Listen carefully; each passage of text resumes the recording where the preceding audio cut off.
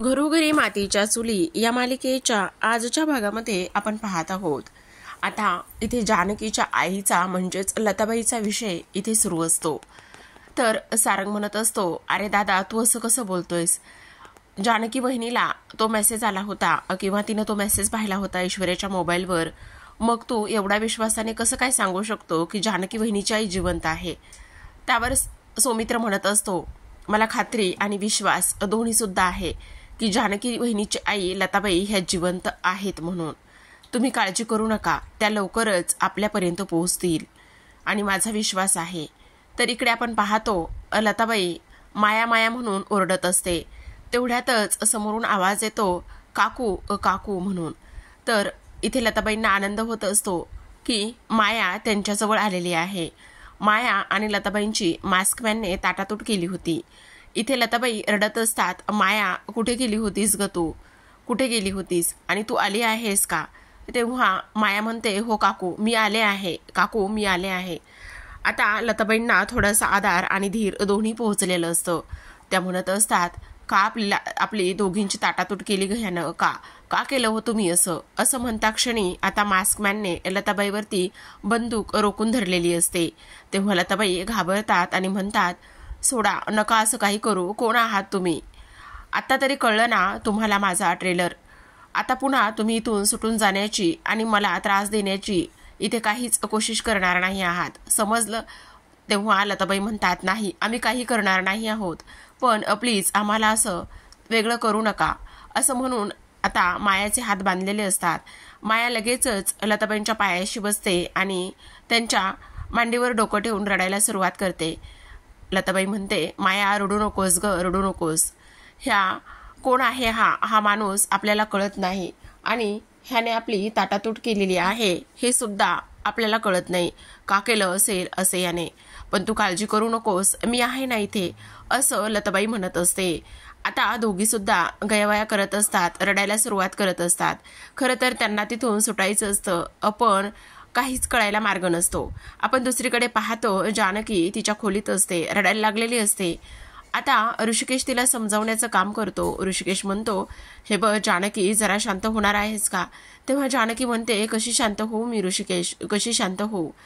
मला जेव्हा कळलंय माझी आई या जगामध्ये नाहीये तर मला खूप काही इथे वाईट वाटत आहे. तर इकडे तो तिला समजावतो आणि म्हणतो, अगं तुला कोणी सांगितलं तुझी आई या जगात नाहीये? अगं ती ऐश्वर्या 1 नंबरची 3rd क्लास आहे आणि किती खोटं बोलते हे आपल्याला माहिती आहे ना. मग तू तिच्या बोलण्यावर आणि तिच्या त्या मेसेजवरती का विश्वास ठेवतेस? त्यावर जानकी म्हणते, पण ऋषिकेश तो मेसेज, आणि इथे मी जेव्हा तिला म्हटलं, सगळ्यांसमोर आरोप केले की माझ्या आईला तू मारला आहेस, तेव्हा ती शांत बसली होती. हो मान्य आहे, ती शांत बसली होती. जेव्हा तू बोललीस ना की माझ्या आईला तू मारलंयस आणि मला समजलंय की माझी आई या जगामध्ये जिवंत नाही, तर तेव्हा तिच्या चेहऱ्यावरचे हावभाव आणि सगळं काही पाहण्यासारखं होतं. जानकी, तू नको काळजी करूस, माझा विश्वास आहे तुझी आई जिवंत आहे. तर जानकी म्हणत असते, ऋषिकेश तुम्हाला एवढा विश्वास आहे, मग त्या मेसेजचं काय? अगं तिला तो मेसेज कोणीही केलेला असू शकतो, तू नको एवढी काळजी करूस, नको रडूस. तेव्हा तुझी आई जिवंत आहे, माझे गट्स फिलिंग मला सांगतायत की इथे जानकी तुझी आई जिवंत आहे. खरंच जेव्हा तू तिच्यावर आरोप करत होतीस तेव्हा ती शांत बसली होती. तिला एका क्षणाला काय करावं काय नाही हे काहीच कळत नव्हतं. तेव्हाच मी तिचा चेहरा पूर्ण पाहिला होता. हे बघ, मी तिला चांगलंच ओळखायला लागलेलो आहे, तू नको काळजी करूस. मला 100% खात्री आहे की नक्कीच इथे तुझी आई जिवंत आहे. ह्या सगळ्या गोष्टी ऐश्वर्याच्या बाबतीतल्या ऋषिकेशने जानकीला सांगितल्यामुळे जानकीला थोडासा आधार मिळालेला असतो. तेव्हा जानकी म्हणते, खरंच ऋषिकेश तुम्हाला असं वाटतंय? त्यावर ऋषिकेश म्हणत असतो, हो जानकी, मला असंच वाटतंय आणि आपण लवकरात लवकर शोधू तिला. पण जानकी म्हणते, पण कसं शोधायचंय? पण हे सगळं कधी संपणार आहे? हे लवकर संपणार नाही ऋषिकेश, तुम्हाला कळतंय का? एकतर ती संपेल किंवा मला संपवावं लागेल, तेव्हाच हे सगळं वाद, हे सगळं भांडण, हा सगळा तंटा, सगळं काही संपेल. मी संपल्याशिवाय किंवा एकतर ती संपल्याशिवाय हे सगळं संपणार नाही.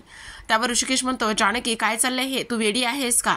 ह्या सगळ्या गोष्टी बोलण्याची तुझी हिंमत कशी झाली? नाही बोलू शकत तू असं, समजलं? आणि हे बघ, ती ऐश्वर्या आहे आणि कधीही किती नाही म्हटलं तरी पापाचा घडा भरला जातो आणि असत्यावर सत्य हे भारीच पडतं.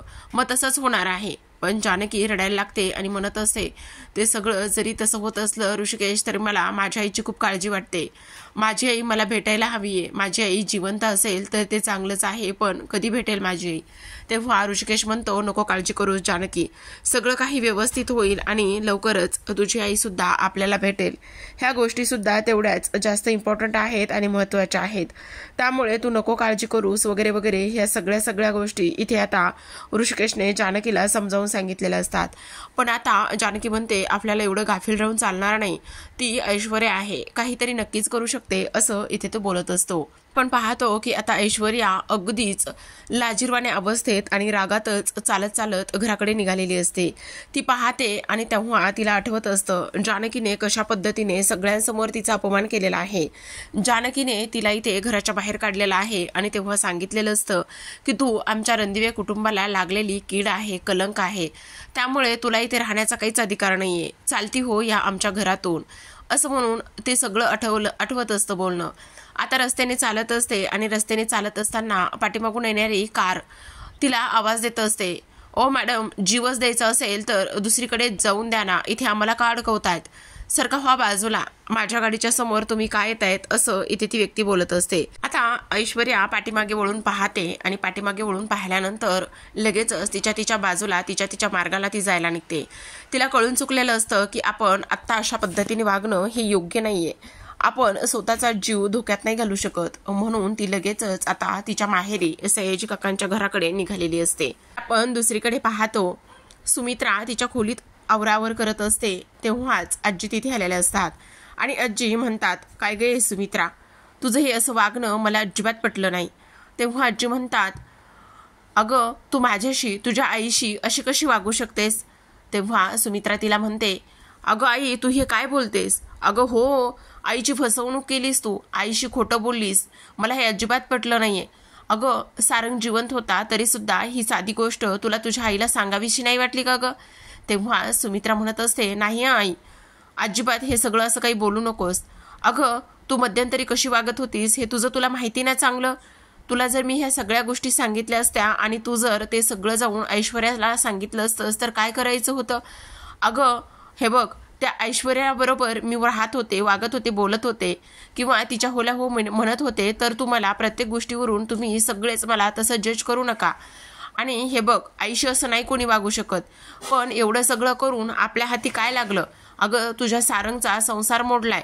आता सुमित्रा मात्र चिडते आणि सुमित्रा चिडल्यानंतर ती म्हणते, अगं आई, तू काय बोलतेस? हे एवढं सगळं होऊन सुद्धा तू अजून सुद्धा त्याच ह्याच्यामध्ये आहेस, तुला अजून सुद्धा तोच संसार. अगं कसला संसार? कोणासोबतचा संसार? त्या ऐश्वर्यासोबतचा संसार. अगं त्या ऐश्वर्याने एवढं सगळं करून, तिचे एवढे सगळे कारनामे समोर येऊन तू आणखीच सारंग आणि ऐश्वर्याच्या संसाराचे स्वप्न रंगवतेस. नको असं करू. अगं काय नको असं करू? काय नको असं करू सांग ना. एवढंसं माझा सारंग आणि तो जिवंत होता ती गोष्ट माझ्यापासून तुम्ही लपवली आणि त्याचा संसार इथे मोडला, हे सुद्धा तुला चालतंय का? अगं शेवटी काय झालेलं आहे, तर इकडे जानकी जिंकली ना. तेव्हा आता सुमित्रा मात्र फारच चिडते. ती म्हणते, बासा आई, आता खूप झालं, अजिबात असं बोलायचं नाही. जर तू आता असंच वागत राहिलीस ना तर मी तुला इकडे कोकणामध्ये पाठवून देईल. इथे ठेवायची पण नाहीये, समजलं? तुझी बॅग भरेल आणि कोकणामध्ये पाठवून देईल. तेव्हा जर तू अशी वागलीस तर. आता नानासाहेब सुद्धा दाराशी येऊन ऐकत असतात. तेव्हा आजी घाबरतात आणि म्हणतात, नाही ग, मी असं बोलायचं पण नाहीये का आता? मी माझ्या नातवांच्या संसाराविषयी, नातवांच्या सगळ्या गोष्टीविषयी मी आता काहीच बोलायचं नाहीये का? असं इथे आता ती बोलते. आता आपण पाहतो की इकडे लगेचच आजीबाई तिथून निघून जात असतात. नानासाहेबांना म्हणतात, नमस्कार नमस्कार, कसे आहात? बरे आहात ना? तेव्हा नानासाहेब हसतात आणि म्हणतात, हो मी बरा आहे. आता लगेचच आजी तिथून निघून जातात. नानासाहेब तिथे आल्यानंतर म्हणत असतात, खरं सांगू का सुमित्रा, तू ज्या काही ह्या गोष्टी इथे केलेल्या आहेस ना त्या खरंच मला आवडल्या बरं का. सासूबाईंना तू आज चांगलेच खडे शब्द सुनावलेस, त्यामुळे त्या आता असं इथून पुढे कधीच वागणार नाहीत, हे सुद्धा तेवढंच जास्त महत्वाचं आहे. तेव्हा सुमित्रा म्हणते, हो, कारण आजी कशी वागते, काय करते, ह्या गोष्टी आपल्याला माहीतच आहेत ना, मग आजीला हे सगळं बोलून दाखवणं गरजेचंच आहे, असं इथे आता सुमित्रा बोलत असते. तर आपण इकडे दुसरीकडे पाहतो, ऐश्वर्या सयाजी काकांच्या घरी जाऊन पोहोचलेली असते. आता सयाजी काकांच्या घरी जाऊन पोहोचल्यानंतर कावेरी दरवाजा उघडते आणि समोर ऐश्वर्या दिसते. ऐश्वर्याला पाहिल्याबरोबरच आता इकडे कावेरी म्हणत असते, अगं ऐश्वर्या, तू यावेळी आणि हे एवढं नटून थटून वगैरे कुठे गेली होतीस? काय चाललंय नेमकं? एवढी साडी मेकअप हे सगळं कुठे गेली होतीस? पण ऐश्वर्या कावेरीला किती मानते हे आपल्या सगळ्यांना माहिती आहे. ती सरळ सरळ कावेरीला काहीच बोलत नाही आणि सरळ सरळ कावेरीला काहीच न बोलून ती तिच्या खोलीमध्ये जाते. आता तिची ही आलिशान खोली पाहून आपल्याला सुद्धा अक्षरशः धक्काच बसण्यासारखं आहे. कारण ऐश्वर्या एकुलती एक लाडाचे लेख होती प्रेक्षकांनो, आहे सुद्धा. आणि तेव्हा खोलीमध्ये आल्याबरोबरच आता सगळा पसारा, सगळे काही फ्लावर पॉट, तिच्या अंगावरचे दागिने, चादर हे सगळं अस्ताव्यस्त करत असते. अंगावर घातलेले दागिने त्याचबरोबर बांगड्या हातातून काढून टाकत असते आणि आरडाओरडा करण्याचं काम करत असते. समोर एक आरसा असतो आणि समोर आरसा असताना ती आता त्या आरशावरती जोरातच एक फ्लावर पॉट उचलते आणि जोरातच फ्लावर पॉट उचलल्यानंतर तो पूर्ण आरसा तोडते आणि जोरातच आता किंचाळत असते. तर आता इकडे रणदिव्यांकडे आज मात्र खूपच सुंदर आणि छान अशी प्रसन्न सकाळ झालेली असते. जानकी सकाळी लवकर उठून सगळं काही बेसिक तयारी केलेली असते. अंघोळ करून छान सुंदर अशी तयार होऊन देवाची पूजा करत असते आणि आज नाना सुद्धा खूप खुश असतात. खरं पाहायला गेलं तर आता रणदिवे कुटुंबातील सगळीच व्यक्ती खूप आनंदात असतात. नाना म्हणत असतात आज कितीतरी दिवसांनी अशी प्रसन्न आणि सुंदर अशी सकाळ पाहायला मिळाली, अनुभवायला मिळाली आहे. तेवढ्यातच आता जानकी म्हणत असते, हो नाना, आता जशी सुंदर आणि प्रसन्न सकाळ तुम्हाला अनुभवायला मिळालेली आहे ना, तसंच आता तुम्हाला हेल्दी सुद्धा मिळणार आहे. अगं काय हे जानकी, मला माझा काढा देतेस की काय बाई? तेव्हा जानकी म्हणते, हो तर नाना, तुम्हाला तर काढा घ्यावाच लागणार आहे. का नाही घ्यायचाय तुम्हाला काढा? आता नाना म्हणतात, अगं पण एवढ्या सुंदर आणि प्रसन्न सकाळी इथे तू मला असा काढा का बरं देतेस? तेव्हा जानकी म्हणत असते, नाना, ह्या सगळ्या गोष्टी बरोबरच आरोग्याची सुद्धा काळजी घेतली पाहिजे की नाही, असं म्हणूनच आता सगळेजण हसायला लागलेले असतात. तेव्हा नाना म्हणतात, हो ग बाई, हो हो, अगदीच तू बोलतेस ना, ते बरोबर आहे. तर इकडे आता सगळेजण हळूहळू नाश्ता आणि त्याचबरोबर चहासाठी आलेले असतात. जानकी आनंदात असते. ऋषिकेश फोनवर बोलत बोलत आलेला असतो. तेवढ्यातच तिथे अवंतिका, सौमित्र, सारंग हे सगळे येतात. आता लगेचच इकडे सौमित्र म्हणत असतो, वहिनी, मला सुद्धा मस्त तुझ्या हातचा गरमागरम चहा दे बरं. तेव्हाच आता अवंतिका म्हणत असते, ओय, चहाच्या नावाखाली हे सगळं बरंच काहीतरी अरबट चरबट खाणं सुरू आहे. तेव्हा सारंग म्हणतो, वहिनी, मला पण तुझ्या हातचा गरमागरम चहा दे बरं. आणि सारंग सुद्धा म्हटलेला असतो. आणि तेव्हा अवंतिका त्याला टोकते. तेव्हा नाना म्हणतात, अरे तुला जर अरबट चरबट खायचं नसेल आणि बायकोचं जर ऐकायचं असेल ना, तर हा हेल्दी काढा तू घेऊ शकतोस. चल, घेतोयस का हेल्दी काढा? असं इथे आता नाना बोलत असतात. आता ह्या सगळ्या गोष्टी नाना बोलल्यानंतर सगळेजण खदखदून हसायला लागलेले असतात. पण एक गोष्ट मात्र नक्की आहे की आजची ही सकाळ खूपच आनंदी झालेली आहे. तर आता मात्र इकडे एकच गोष्ट आहे, ती म्हणजेच की जानकी, तुझी आई लवकरात लवकर भेटणं. तर इकडे आता नाना म्हणत असतात, हो नक्कीच भेटणार आहे. आणि का नाही भेटणार? तर आपण पाहतो की इकडे आता जी सुमित्रा आहे ती म्हणत असते, जानकी, मला तुझी आई भेटण्यासाठी किंवा तुझी आई लवकरात लवकर भेटावी म्हणूनच मी एक नवस केला होता. आणि तो नवस म्हणजेच की हे बघ, मला आता इथे कोल्हापूरच्या देवीला जायचं आहे. आणि कोल्हापूरच्या देवीला गेल्यानंतर मी तिथे तुझ्या आईला देवीसाठी नवस केला होता. आणि देवीसाठी नवस केल्यानंतर मी म्हटलं होतं की माझ्या जानकीची आई लवकरात लवकर भेटू दे. आणि म्हणूनच मी इथे देवीला जाणार आहे कोल्हापूरच्या. तर इकडे हे बघ सारंग, आता सगळं काही आटोपल्यानंतर तू मला बस स्टँडला सोडून ये. तेव्हा इथे सगळेजण म्हणत असतात, अगं आई, तू एकटीच कशी जाणार आहेस? तेव्हा आता सुमित्रा म्हणते, हो मी एकटीच जाणार आहे. काही झालं तरी मला नवस केला होता आणि तो नवस फेडायचा आहे. आहे बघ, आता मला सवय आहे, मी जाईल एकटी बसने तिथपर्यंत. तेव्हा आता ऋषी म्हणत असतो, नाही आई, ह्या सगळ्या गोष्टीची आणि ह्या सगळ्या गोष्टी करण्याची काहीच गरज नाहीये. आणि तू एकटी नको जाऊ, मी ड्रायव्हरला पाठवतो, गाडी घेऊन जा. अरे नको ऋषिकेश, कशाला? सारंग मला बस स्टँडपर्यंत सोडेल ना, मला तो बस स्टँडपर्यंत सोडेल आणि त्यानंतर मी आरामात निघून जाईल. असं आता इकडे सुमित्रा बोलत असते. आता सुमित्रा एकटीच जाणार आहे म्हटल्यावर सगळ्यांना थोडीशी काळजी वाटते. पण इकडे जानकी म्हणत असते, पण आई, तुम्ही अशा एकट्याच नका ना जाऊ. हो, पण मग काळजी करण्याची काही गरज नाही, मी जाऊ शकते एकटी, असं सुमित्रा बोलते. आता ऋषिकेश म्हणतो, अगाई सगळं काही ठीक आहे, पण तुझी दगदग होईल, धावपळ होईल आणि एकटीला जायची काही गरज नाहीये, तुला ड्रायव्हर सोडेल ना. नको रे, काही गरज नाहीये. हे बघ सारंग, तू मला सोडशील ना. तेव्हा सारंग म्हणतो, हो आई चालेल, मी तुला बस स्टँडला सोडेल आणि बसून सुद्धा देईल. असं इथे आता तो बोलत असतो. त्यावर आता जानकी म्हणत असते, आई हे बघा, हे माझं कुंकू आहे, म्हणजे हे माझ्या सौभाग्याचं कुंकू आहे. तुम्ही हे देवीच्या पायावरती वहाल का प्लीज. आणि हे आज माझं जे सौभाग्याचं रक्षण झालंय, एवढं सौभाग्य बळकट झालेलं आहे ते ह्या कुंकवामुळेच. म्हणूनच मला असं वाटतंय की हे कुंकू तुम्ही देवीच्या पायाशी व्हा. तेव्हा सुमित्रा म्हणते, अगं हो वाहील ना, नक्कीच वाहील, आणि इकडे असं म्हणून आठवणीने वाहील, नको काळजी करूस. तेव्हा सुमित्रा ते कुंकू घेते आणि सुमित्राने ते कुंकू घेतल्यानंतर आता ती तिथून निघणार असते. तेव्हा जानकी म्हणते, आई पण पोहोचल्यानंतर फोन करणार आहात. तेव्हा सुमित्रा म्हणते, हो ग बाई, तुला सगळ्यांची काळजी आहे, पण आता स्वतःच्या आणि तब्येतीची आणि सगळ्या गोष्टीची काळजी घे. त्यावर हे बघ जानकी, ह्या घराची सगळी जिम्मेदारी मी तुझ्यावर सोपवून चाललेली आहे. असं म्हणून आता सुमित्रा तिथून गेलेली असते. सुमित्रा गेल्यानंतर आता इकडे नाना म्हणत असतात, खरं तर आता घरातला सडकांबा आपण दूर बाहेर फेकून दिलेला आहे. पण आता जानकी म्हणत असते, नाना, आपण जरी सडकांबा घरातून फेकून दिलेला असला तरी सुद्धा तो काही शांत बसणारातला नाहीये. ती नक्कीच काहीतरी कुरघोड्या आणि काहीतरी उचापत्या ही नक्कीच करत असेल, हे मात्र तेवढंच महत्त्वाचं आहे. काही करून आपल्याला गाफील राहायला नाही पाहिजे, असं जानकी बोलते. तर आपण पाहतो दुसऱ्या बाजूला कावेरी आता ऐश्वर्यासाठी कॉफी घेऊन तिच्या खोलीत आलेली असते.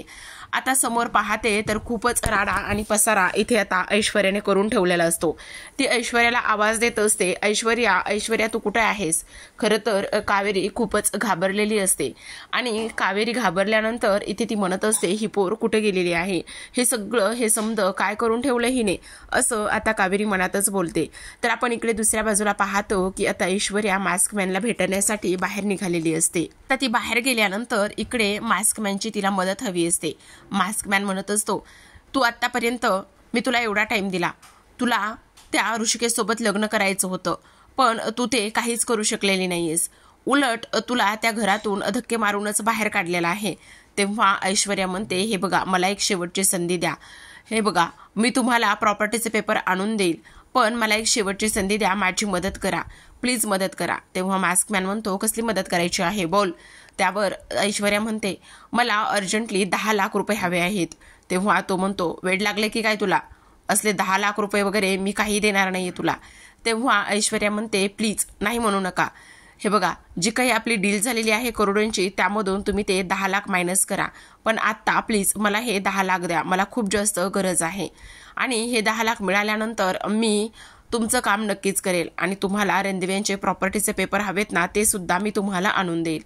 आता असं म्हटल्यानंतर मास्कमॅन म्हणतो, हे बघ, मी शब्दाचा खूप पक्का आहे ना, एक शेवटची संधी मी तुला देतोय आणि शेवटची संधी मी तुला देत असताना मला काही करून त्या रणदिव्यांचे प्रॉपर्टीचे पेपर हवे, समजलं. त्यावर ऐश्वर्या म्हणते, हो, मी तुम्हाला रणदिव्यांच्या प्रॉपर्टीचे पेपर आणून देणारच आहे, पण आत्ता मला 10 लाख तुम्ही द्या, त्याची खूप जास्त गरज आहे. असं म्हणून आता मास्कमॅन लगेचच त्याच्या पेटीतून पैसे काढतो आणि त्याच्या पेटीतून पैसे काढल्यानंतर इथे तो ऐश्वर्याला 10 लाख रुपये अमाऊंट देत असतो आणि ऐश्वर्या म्हणत असते, ठीक आहे, खरंच तुमच्या मनापासून धन्यवाद आणि आभार, तुम्ही मला हे 10 लाख रुपये दिलेले आहेत. आता ऐश्वर्याने ते 10 लाख रुपये मास्कमॅनकडून घेतलेले असतात, ही गोष्ट खरी आहे, पण प्रेक्षकांनो, हे फक्त कशासाठी तिने केलेलं असतं, तर फक्त आणि फक्त सयाजी काकांना सोडवण्यासाठी ह्या सगळ्या गोष्टी तिने इथे केलेल्या असतात. तर आजच्या भागामध्ये एवढंच. उद्याचा भाग खूपच छान झालेला आहे. उद्याच्या भागामध्ये आपण पाहतो सयाजी काका जेलमध्ये असतात आणि तेव्हा एक हवालदार तिथे येतो आणि म्हणत असतो, ओ सयाजीराव उठा. काय रे, का झोपू दे ना, झोपू दे की, अहो तुमची बेल झालेली आहे. ही गोष्ट ऐकल्यानंतर सयाजीला खूपच मोठा धक्का बसतो. एवढे दिवस जो सयाजी इथे जेलमध्ये होता, आतापर्यंत कोणी त्याची बेल केली नव्हती, तर आता अचानकच बेल झाली, हे समजा कोणी केलं असा त्याच्या मनात विचार येतो. तर इकडे आपण पाहतो की इन्स्पेक्टरांचा आता इकडे ऋषीला कॉल गेलेला असतो. ऋषीला ते सांगत असतात, हे बघा, तुम्हाला थोडंसं अलर्ट राहायला पाहिजे, आता तुम्हाला थोडी जास्तीच काळजी घ्यायला पाहिजे. तेव्हा ऋषी म्हणत असतो, काय झालंय आहे, तुम्ही असं का बोलताय. हे बघा, आता इथे सयाजीरावांची इथे बेल झालेली आहे आणि सयाजीरावांची बेल झाल्यामुळे मला असं वाटतंय की तुम्ही काळजी घ्या आणि तेव्हा इथे जास्तीत जास्त सारंगला व्यवस्थित जपा, असं आता तरी मला ह्या क्षणाला वाटतंय, म्हणून मी तुम्हाला ह्या सगळ्या गोष्टी सांगतोय. त्यावरच आता ऋषी म्हणत असतो, बेल झाली, कोणी कशी बेल केली? तेव्हा इथे आता पोलीस म्हणत असतात, त्यांची मुलगी ऐश्वर्या आली होती आणि तिने त्यांची बेल केलेली आहे. तर आपण इकडे दुसऱ्या बाजूला पाहतो, आता पोलीस घरी आलेले असतात आणि पोलिसांच्या हातामध्ये एक लेटर असतं, जे लेटर कोर्टाकडून आलेलं असतं आणि कोर्टाने असे आदेश दिलेले असतात की तुम्हाला आता उद्याच कोर्टामध्ये हजर व्हायचं आहे. म्हणजे जानकीने लताबाईंचा खून केलेला आहे ह्या बाबतीत उद्याच त्यांना कोर्टात यायचं आहे, बोलवलं आहे, उद्याचीच तारीख घेतली आहे असं पोलिसांकडे असतं. तेव्हा आता हे सगळेजण हादरलेले असतात. अशी अचानक कोर्टाची तारीख आलेली आहे आणि तेव्हा सौमित्र म्हणतो, आता काय करायचं, आपल्याकडे तर कुठलाच पुरावा नाहीये.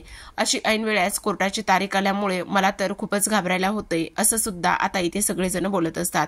तर आता प्रेक्षकांनो, कोर्टामध्ये जानकीला बोलवलेलं असतं, पण आता कशा पद्धतीने लताबाई सुटतील आणि लताबाई कोर्टासमोर येतील हे पाहणं इंटरेस्टिंग असणार आहे. काय करेल सौमित्र आणि ऋषिकेश जानकीला वाचवण्यासाठी, पाहूयात पुढील काही येणाऱ्या भागामध्ये. तोपर्यंत पाहत राहा घरोघरी मातीच्या